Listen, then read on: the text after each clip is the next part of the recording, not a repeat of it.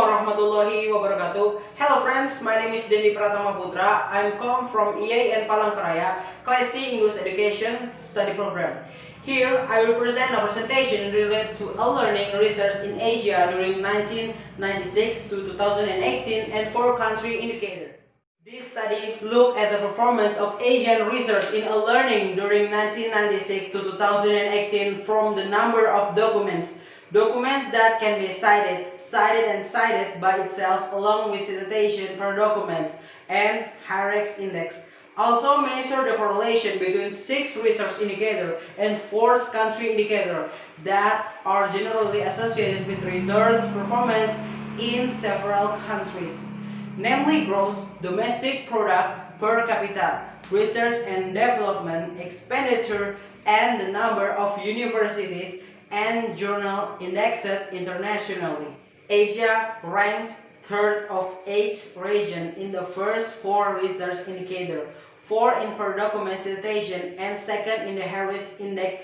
28 Asian countries are responsible for about 20 of the more than 60,000 global e-learning publications.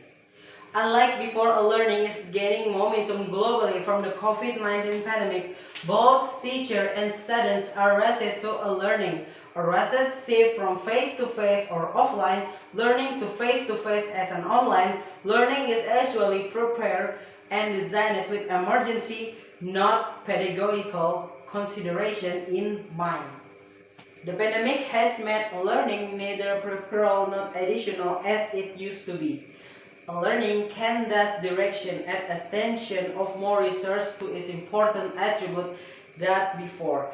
But what you have to realize is that learning is intern and multidisciplinary, namely technology, accessibility, communication, and education. Quality learning with great potential for social and educational transformation by expanding access to education, enriching the educational experience, and reducing the cost of education worldwide. Research productivity and performance appraisals can provide some theoretical and practical insight into the developing trends and future direction of learning across institutions, countries, regions, and the world. Interestingly, one of the key points of the previous analysis was that ASEAN contribute greatly to the production of learning research. Several Asian countries, such as Taiwan, Japan, and China, are among at least in the top 10, if not the top 5 productive countries in learning research. Now we see the result. Other than the 3 regions, only the Pacific one got a place in the top 10 productive countries of learning research. Around 20% of over 60,000 learning documents in the world was published by the 28 Asian countries. Table 2 shows the top 10 countries in learning research ranked by their total document with the data on the 6 scientific performance indicator. The top 10 countries contribute 36,752 documents, of which 35,121 were citable.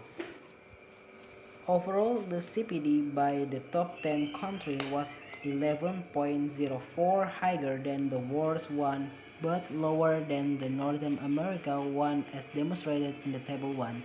Nearly 60% of the total learning documents in the world were published by the top 10 countries. Interestingly, their ASEAN country could rank among them. In Table 3 lists the Asian country ranked by their total learning documents with the data on the 6 scientific performance indicator. Now we're going to discuss few from the total documents, citable document citation, and self-citation in the learning domain. The Asiatic region holds third position ahead of the Pacific region, Middle East, Africa, Eastern Europe, and Latin America, using the SGR, one of the few databases which acknowledge learning as a newly considered discipline and a longer study period, 20-30 years. This work could prove the Asian was one of the big players in the learning arena. contributing over 20% documents in the learning subject category of the SGR over the last 2 decades. The Asiatic region has demonstrated a huge growth of learning research than the world has. Now we go into conclusion. Behind the Western Europe and North America, ASEAN with over 1/5 of the global learning documents was probably in the third position, followed by the Pacific region, Middle East, Africa, Eastern Europe, and Latin America. The market tendency for centralization of 10 equally efforts into learning in Taiwan and China is the Eastern Asia could be the driving force behind higher productivity and feasibility of learning research in Asia. Alright guys, thank you. That's it from me. Thank you for seeing my presentation. I hope you get new knowledge and I say thank you and wassalamualaikum warahmatullahi wabarakatuh.